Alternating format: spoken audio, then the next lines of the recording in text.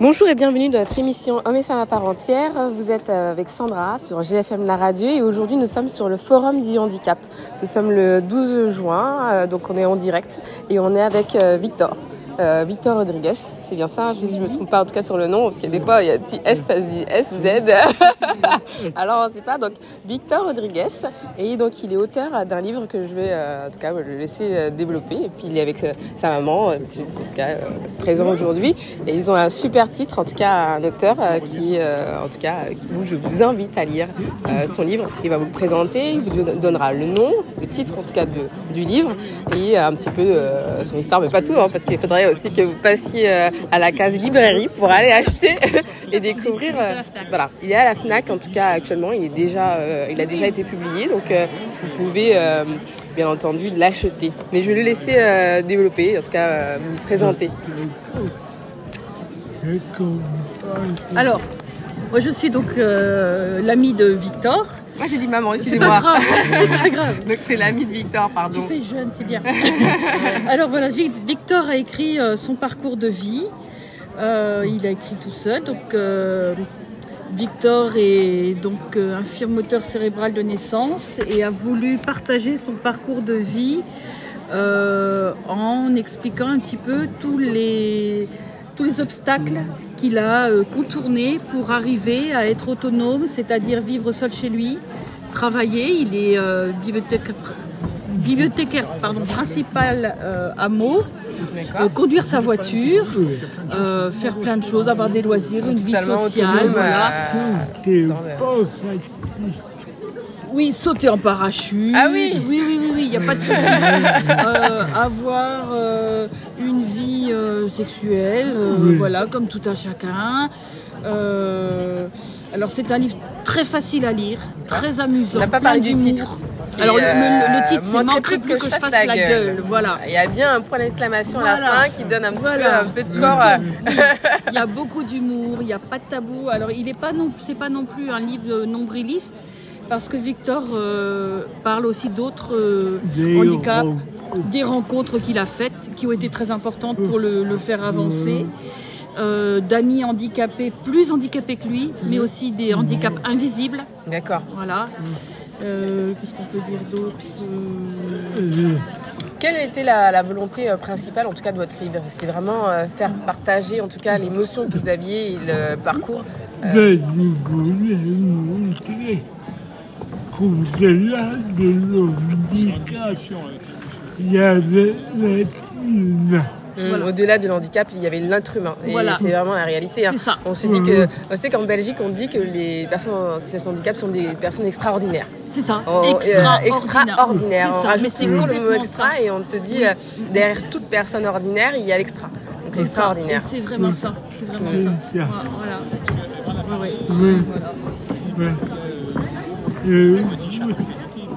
J'avais plus moi presque comme le voit d'abord. On voit pas ce qu'il y a derrière. Et ça fait plus loin de montrer que dans ma tête, ça allait très bien. Plus au-delà du parce que quelquefois quand on a un moteur, il y a la tête avance quoi. Il parle 4 langues, il a un DESS de droit, voilà. Mais c'est vrai que quand on le voit comme ça, on se dit oh là là. Mais c'est préjugé ça. Voilà, c'est ça. C'est pas marqué sur notre front quand on parle 4 langues. On arrive aux caisses, les gens disent s'adresse plus à moi qu'à lui. Je dis mais il vous comprend, vous savez. Enfin, voilà, parle aussi. Oui, tout à fait. Voilà. D'accord. Et c'était important pour lui, voilà. Et vous avez connu des difficultés, en tout cas pour paraître ce livre, parce que oui, aujourd'hui, je vois que vous avez un éditeur, un point c'est tout. Voilà, un petit éditeur local, on va dire un éditeur local de Seine-et-Marne. Oui, ça a été très dur de trouver un éditeur. Ouais. Plus d'un an. Plus d'un an, d'accord. On m'a répondu souvent. Oui. C'était très intéressant, mais qu'il n'y avait pas un grand public. Voilà. C'est pas Et intéressant, dommage. mais en gros, ça ne vend pas. Et c'est bien dommage. Ils se disent de façon première, nous, on veut quelque chose pour vendre, mais je pense que le cas, en tout cas, les éditeurs, on va dire, ont toujours du mal, peu importe la personne, à pouvoir publier. Ils se disent, est-ce que moi, je vais gagner des sous? C'est ça. En premier, le livre, il est Même, intéressant, il peut être le livre qui va marcher, mais eux se disent, alors attends, moi derrière... Moi derrière, je veux le vendre.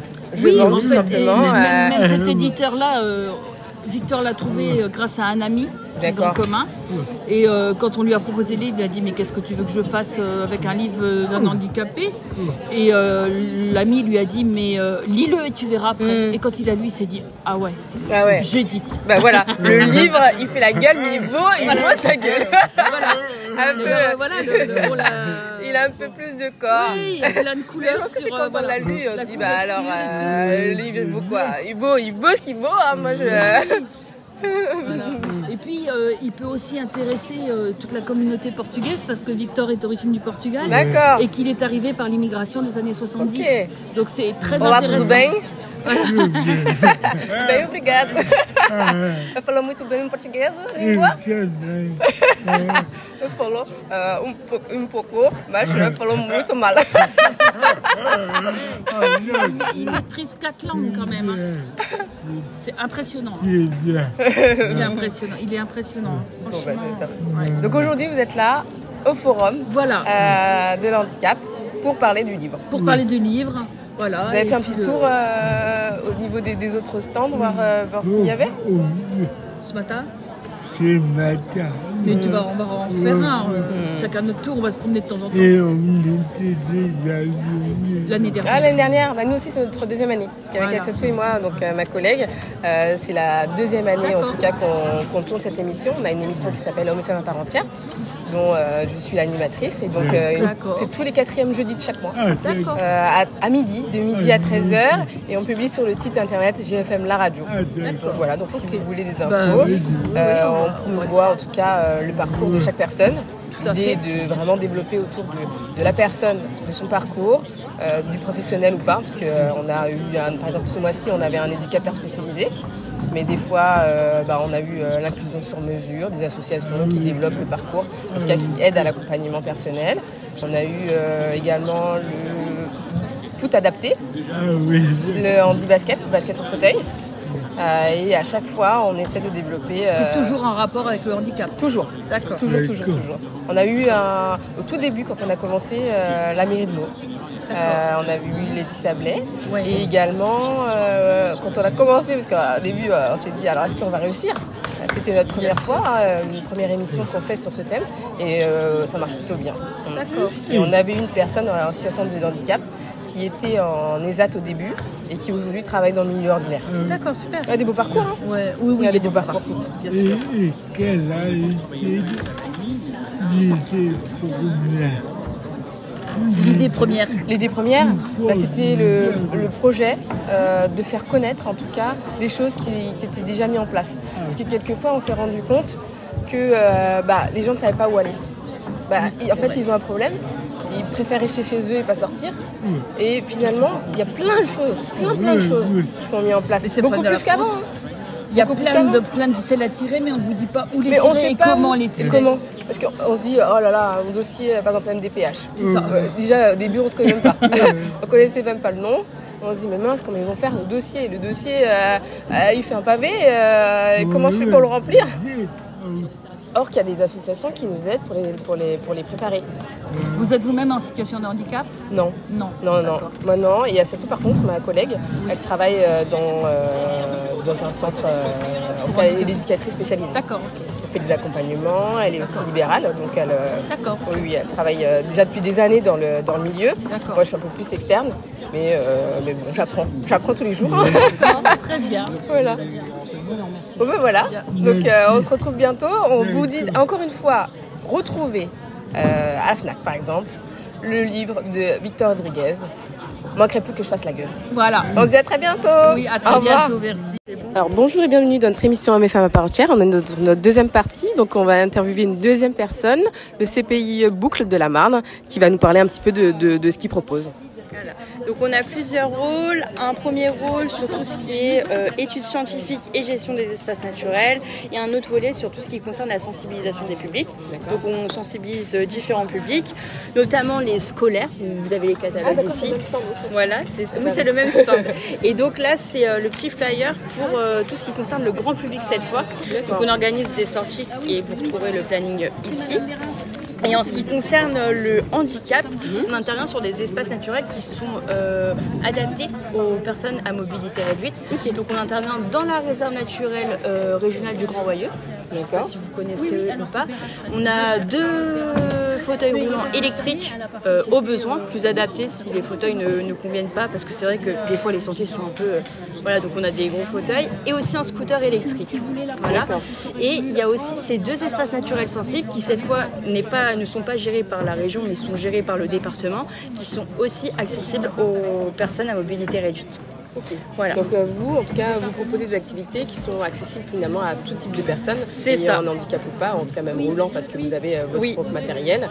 Et ça permet en tout cas de sensibiliser le grand public aux enjeux environnementaux. C'est ça. Là, on ne fait pas de visite guidée parce que malheureusement, c'est comme toutes les associations, on n'a pas forcément les financements. Oui. Mais là-bas, on a des financements et donc c'est possible de faire des visites guidées. D'ailleurs, on peut prévoir un créneau juste pour un groupe de personnes à mobilité réduite, ou si c'est un individuel, et la personne peut s'intégrer à un groupe grand public sans souci. Et après, on peut faire sur tout le handicap, c'est juste qu'il faut nous prévenir parce que forcément, on va adapter l'animation. Voilà, on va adapter l'animation. Tous les animateurs ne sont pas forcément aussi capables d'encadrer ces personnes. Donc c'est pour ça qu'en fonction des demandes et des besoins, on préfère être prévenu à l'avance, comme ça on adapte nos animations. D'accord. Et au niveau des espèces qui peuvent être présents là-bas, combien vous en avez? Ça dépend après de l'espace naturel. Par exemple, dans la... oui, voilà, de la venue, de la saison aussi, parce que forcément les oiseaux qu'on voit en hiver, c'est pas forcément ceux qu'on voit en été. Mais dans la réserve, par exemple, on a dénombré jusqu'à 250 espèces d'oiseaux. Alors tous ne sont pas là au même moment, qui migrent, mais voilà, on a quand même une grosse biodiversité au sein de la réserve. Et donc après, ça dépend de l'espace qu'on visite. D'accord. C'est vrai que les espaces qui ont un statut de protection, les réserves naturelles régionales ou les espèces naturelles sensibles, ont un peu plus de biodiversité que d'autres espaces, puisqu'ils ont un statut de protection. D'accord, ça faisait longtemps que vous êtes dans cette structure? Alors moi je suis arrivée il y a 1 mois, moi j'étais dans d'autres structures, mais j'ai toujours travaillé dans le milieu, donc dans le milieu, en tout cas, dans ce milieu-là. Animalier, on peut dire. Environnemental. C'est ça. Bon, en tout cas, merci pour cette présentation, parce que en tout cas, moi je ne connaissais pas, et je me dis que c'est toujours bien d'avoir des activités extérieures qui peuvent être proposées à tous. Oui, merci à vous. Merci, au revoir. Alors, ça dit quelque chose? Bon, rebonjour, là maintenant on est avec Mandy. Elle est aujourd'hui au salon comme nous, au forum de handicap, et elle va nous parler un peu d'elle et de pourquoi elle est venue. Alors oui, bonjour, donc je me présente, je suis Mandy, je suis venue au forum pour découvrir les associations qu'il y a pour la lutte contre le handicap et l'inclusion scolaire pour les enfants en situation de handicap. Et du coup, c'était pour découvrir les différentes actions qu'ils menaient et entendre aussi leur perspective d'évolution. Je suis maman d'une enfant qui est dyspraxique, qui présente beaucoup de difficultés scolaires et d'intégration au sein de l'école. Et je mène également un combat pour dénoncer les dysfonctionnements qui se trouvent dans les écoles, notamment dans les écoles privées, où ma fille a été victime de discrimination et d'injustice. C'est pas facile, hein. Nous on le voit, on a eu des TDAH et TDD en tout cas qui ont été avec nous l'année dernière. On avait fait plusieurs ateliers, ils ont pu justement avec leur groupe en tout cas, parler de leurs problématiques, voir quelles actions en tout cas, pouvaient être mises en place en tout cas pour permettre de l'accompagner. C'est vrai que c'est totalement injuste en tout cas qu'on soit victime parce que justement on a une particularité et qu'on soit exclu, comme là tu viens de le dire, exclu en tout cas de l'école privée finalement en ayant on va dire en ayant été discriminé, exactement. Clairement.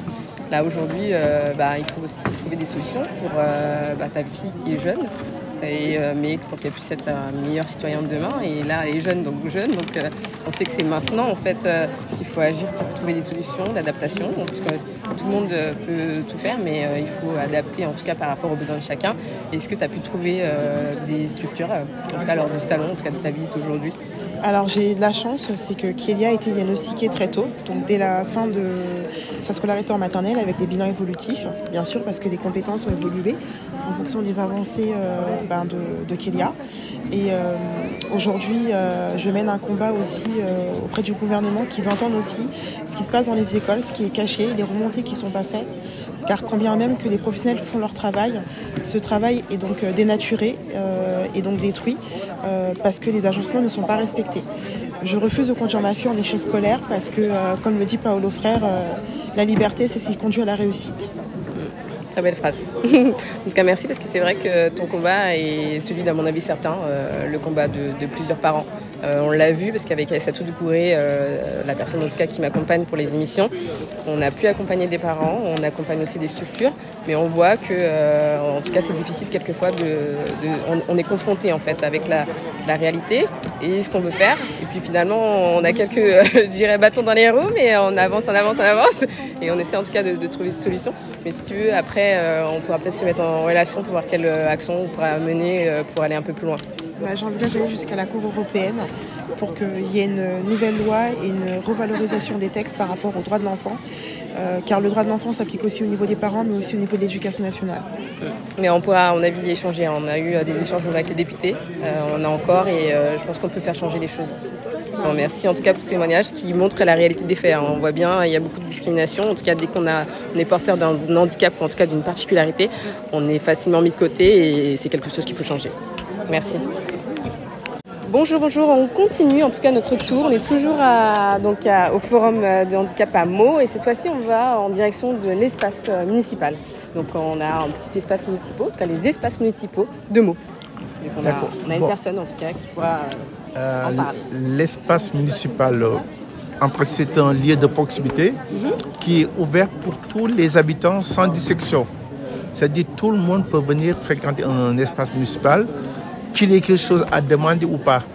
C'est un lieu d'échange pour rompre déjà la solitude, l'isolement, pour venir travailler peut-être des langues. Bon, des gens qui ne savent pas parler français. Il y a des ateliers socio-linguistiques. On a de l'informatique aussi qu'on fait, de la couture, de la broderie, du tricot et surtout des groupes de parole. C'est un lieu d'échange et de communication. Eh ben bon, notre principe, c'est on accueille tout le monde. Tout le monde peut passer, tout le monde. Vous occupez de tout le monde. Donc de une tout le personne monde. Qui souhaite faire une activité, elle peut se rendre dans un des espaces absolument, absolument. Pour pouvoir s'inscrire. Absolument, puis, parce que participer aux ateliers. au niveau de la ville de Meaux, il y a 4 centres.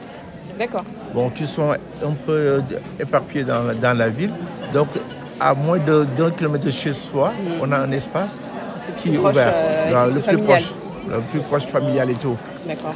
Donc vraiment tout au long de l'année, on organise des activités pour les habitants et les habitants aussi peuvent venir nous proposer des activités. Nous, on mettra tout en œuvre pour que l'activité, pourvu qu'elle soit légale, qu'elle soit respectueuse des lois du pays, nous on est partants. On est là vraiment au service des habitants. D'accord. Ouais, c'est vraiment notre credo. Et donc aujourd'hui, vous avez travaillé à quel poste Moi, je suis médiateur au niveau du centre social Luz Michel. D'accord. Donc, c'est d'abord aider les gens dans leurs démarches administratives. Et surtout, je travaille, l'autre problème, c'est l'accès aux droits. D'accord. Que chacun puisse avoir tous ses droits, rien que ses droits.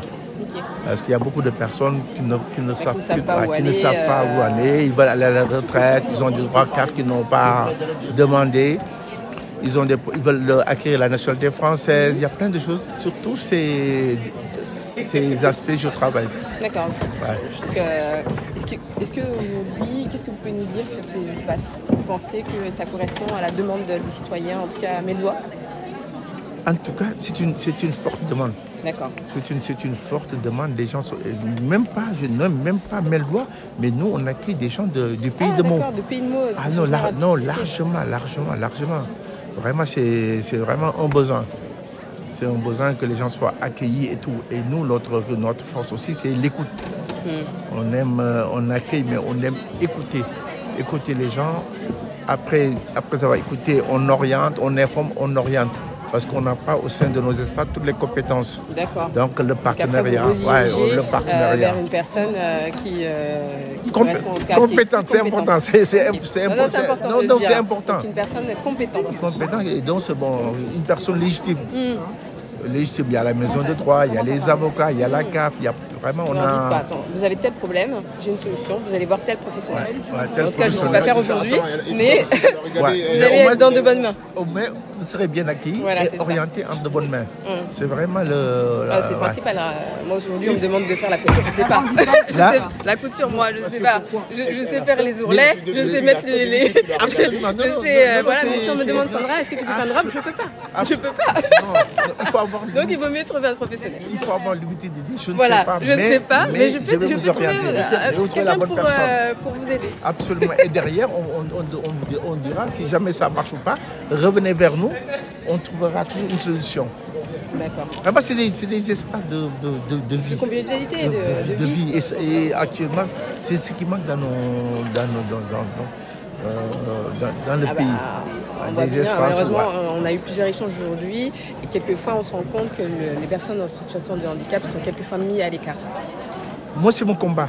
Et dans notre projet social 2024-2028, il y a vraiment une place importante qu'on donnera aux personnes en situation de handicap. Comment vivre, comment aider ses familles, comment que toutes les activités qu'on propose, que le handicap soit pris en compte.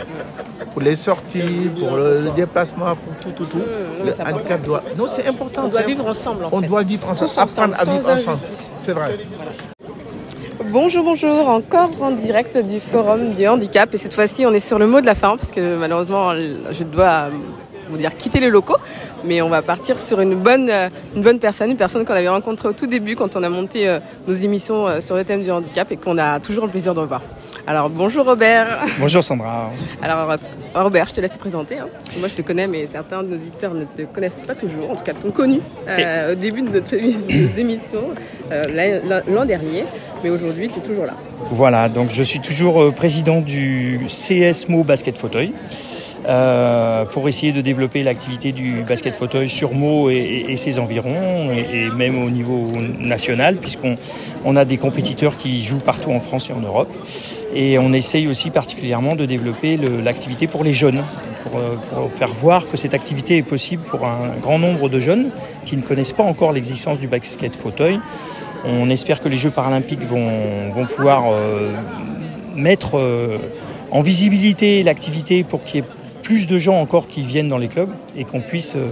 on est déjà un club qui est connu pour être tourné vers les jeunes, mais voilà, on voudrait toujours faire plus, quoi. Donc en plus, vous avez des futurs champions dans votre groupe cette année. Oui, on a 2 joueurs qui sont en équipe de France, dont un est capitaine de l'équipe de France. Donc voilà, ça devrait nous donner un peu de visibilité, on va les encourager, on va les suivre et on espère qu'ils auront de bons résultats. Merci en tout cas Robert, merci encore. Je vous quitte de ce forum et je souhaite surtout une petite victoire malheureusement ou heureusement de la France. Je suis toujours supportrice, je n'ai pas changé, toujours derrière le basket en fauteuil, je le dis toujours mal. Non mais c'est très bien. Ce qui est important, c'est pas les mots, c'est surtout le fait de nous soutenir. Merci encore, à bientôt. Au revoir.